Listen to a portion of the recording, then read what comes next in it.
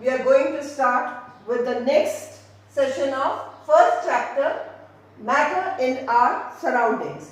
So today the next topic that we are going to take is, can matter change its state? Now in the previous topic, we talked about the three states of matter, the differences between them. You all know the three states of matter are solid, liquid and gas. Can we interchange them? Yes, we can. We can turn solid into liquid and liquid into gas. Now, it is not that directly we can turn solid into liquid without doing anything, right? We have to supply some kind of energy. That energy is heat energy. And we have already learnt that when we supply heat energy, the kinetic energy is gained by the particles. And when the particles gain kinetic energy, they start vibrating, right? You have learned that solid particles, they are very close to each other. They are tightly packed. So we cannot move them like this. But when heat energy will be supplied to them, there will be vibration. They will start vibrating very fast. And when the vibration will occur, what will happen? They will start moving a little far from each other. Why? Because the force of attraction which was binding them together, that force of attraction becomes less. Those bonds are broken by the heat energy and they will move far apart from each other. Now there is a little space in them, and this is the property of a liquid. So that is how solid turns into liquid. Matter can change its state by two factors, that is temperature and pressure, right? So here we are talking about temperature, which is, you can say, a unit for measuring the heat energy. So solid, it turns into liquid when we increase the temperature. That is, we are increasing the heat energy. This is known as fusion or melting. Solid melts into liquid. Like if we take ice and we apply heat energy to it, it will turn into liquid, that is water, right? So this is known as fusion or melting, and the temperature at which the solid melts into liquid or converts into liquid at atmospheric pressure, that is known as melting point. And the melting point of ice, that is 273.16 Kelvin, or approximately 273 Kelvin, which is equal to 0 degrees Celsius. Either we write it in Kelvin or we write it in degree Celsius, right? So this process is known as fusion. Now if we go on increasing the heat energy, what will happen? This liquid, it will get converted into gas. That is, water gets converted into steam. If we talk about water, we can say that evaporation is taking place. But when we talk about general liquids, any liquid converting into gas, we call that process as vaporization. Right? That process is known as vaporization. And this liquid, it goes on heating, that is, it goes on boiling. And the temperature at which this boiling takes place, when water gets converted into steam, that is known as boiling point. And the boiling point of water is equal to 100 degree Celsius or 273 plus 100, that will be 373 Kelvin. Right? So these water particles, they will again start moving far apart from each other. The force of attraction will become very less. They will be very, very far from each other and get converted into gaseous form. Right? So this is how the interconversion takes place. Now we are talking about interconversion. That means gas can be turned into liquid, liquid can be turned again into solid.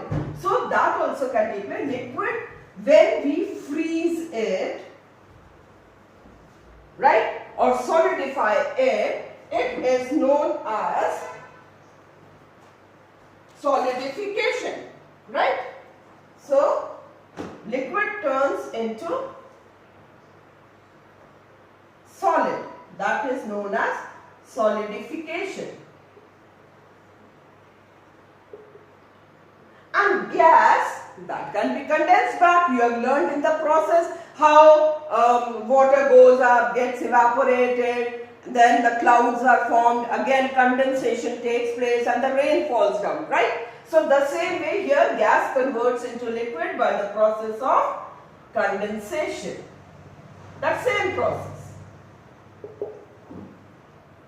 That is how it gets converted. Now there are certain substances which can turn directly from gas to solid and solid to gas without coming into the liquid form, right? Gas to solid and solid to gas. That is known as sublimation. The process can take place both the ways without changing into liquid form. So these are like, for example, camphor.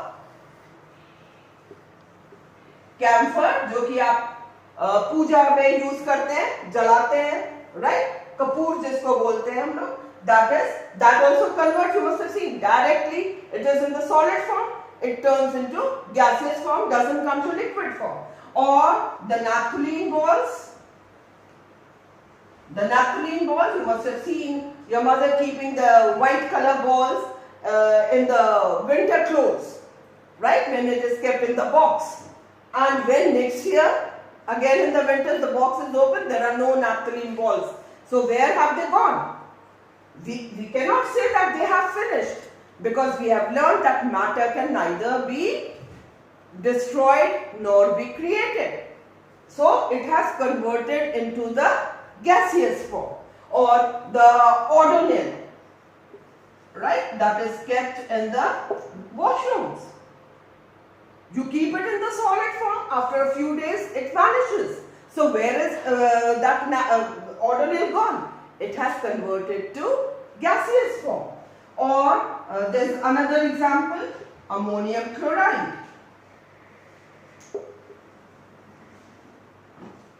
All these are sublimates, right? They can directly change either from solid form to gas form or from gas to solid form. There is one very nice example of this. But before taking this example, that is of dry ice, I'll take it a little later. Before that, we come back to the same topic, when solid turns to liquid. So, what happens is, or liquid, it turns into gas. Where does that heat go? Right?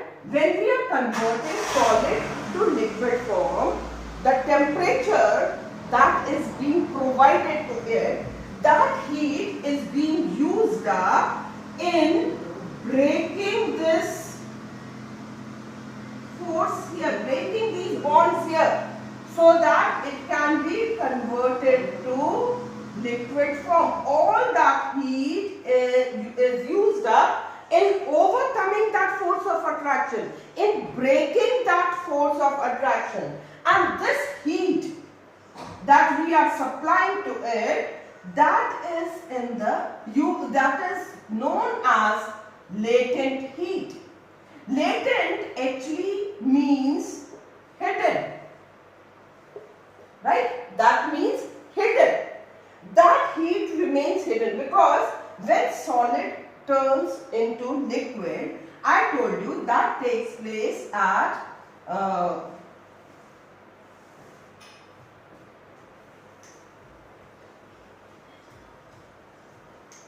100 degrees Celsius, right? The ice that melts at 0 degrees Celsius. This ice is at 0 degrees Celsius. It gets converted into liquid also at 0 degrees Celsius, right? So what happens is, why this heat is not increasing? If we measure the temperature, then we have started supplying heat to ice until it has completely melted. It has turned into water. The temperature will not increase. So why the temperature is not increasing when we are continuously providing heat to it? Why? Because all that heat is being used up in breaking those bonds, so that the force of attraction becomes less. So that is why that is known as latent heat. Latent heat is the amount of heat used to change 1 kg of solid into liquid at atmospheric pressure, right? So that is at a particular temperature. That is why if we say, take this, what is more effective in cooling, ice or water? Suppose you have to cool the water, you have to prepare any cold drink, lemonade or anything. You put ice in that. Why? Ice is also at 0 degrees Celsius while liquid is also at 0 degrees Celsius. But ice is more effective because here this water, it has got latent heat of fusion. It has captured all the heat, right? So it has got more energy, heat energy. Ice has got less heat energy. That is why ice is more effective in cooling than water at 0 degrees Celsius. Same way, if we take the other conversion, that is water or liquid into gas, that is in the steam form. Same way here, the heat which is supplied, water starts boiling at 100 degrees Celsius and gets converted into steam, which is also having the temperature 100 degrees Celsius, right? When we start boiling the water, if we try to measure that temperature, we will see that till all the water has evaporated, water will remain at a constant temperature, that is 100 degrees Celsius, although we are continuously supplying heat. So where is that heat going? That heat is used up in breaking the force of attraction so that steam can be formed or gas can be formed. So gas, that is steam, has that hidden heat, latent heat of vaporization. This process of conversion of water to gas, that is known as vaporization, right, or evaporation. So this has got that hidden heat. That is why a question, generally asked question in exam is, which causes more severe burns, boiling water or steam? So the answer will be steam, because steam has got more energy, heat energy in the hidden form. So that is why it has got, this will cause burns, right? Now we were talking, I was telling you about the dry ice. One more example of sublimation. Now, what is this dry ice? Dry ice is actually solid carbon dioxide. You know, carbon dioxide is a gas, right? Now, what happens here? To convert gas into solid form, the gas has got these particles which are far away from each other. Solid particles should be very close. So what is done here to convert it into solid form? More and more pressure will be applied to it. Suppose gas is filled here, right, in this container, and we are applying pressure here. When it will be compressed, what will happen? The particles will come closer to each other. Pressure we are increasing and we will reduce the temperature. So by increasing pressure and reducing temperature, these are the two factors, we can convert gas into solid. This is by increasing pressure. We go on increasing the pressure on this, the particles will come close to each other, they will get compressed and get converted to solid form. So dry ice, in this also it does not get converted to liquid form. This is an example of sublimation. So this gas is formed. You must have seen in the movies and the stage shows, those where the dream sequences are shown, they show lot of smoke or the gas coming out, right? What is that? In that, this solid carbon dioxide is used. The pressure is released, the particles start moving far from each other, that solid carbon dioxide gets converted to gaseous form, right? So that is solid carbon dioxide. Dry ice, you get a question on this also. What is dry ice? How it can be converted into the gaseous form, right? First of all, by increasing pressure, reducing temperature, we can convert the gaseous form into solid dry ice. And when we release the pressure, what will happen? It will again come back to the gaseous form, right? So this is all for today, children. Next topic we will take up evaporation. So here you have learned there are two factors for changing state of matter. First is pressure, second is temperature, right? So revise this. Again we meet tomorrow. If you have liked my chapter, please like, subscribe and comment. And don't forget to share it with your friends. Okay? Thank you.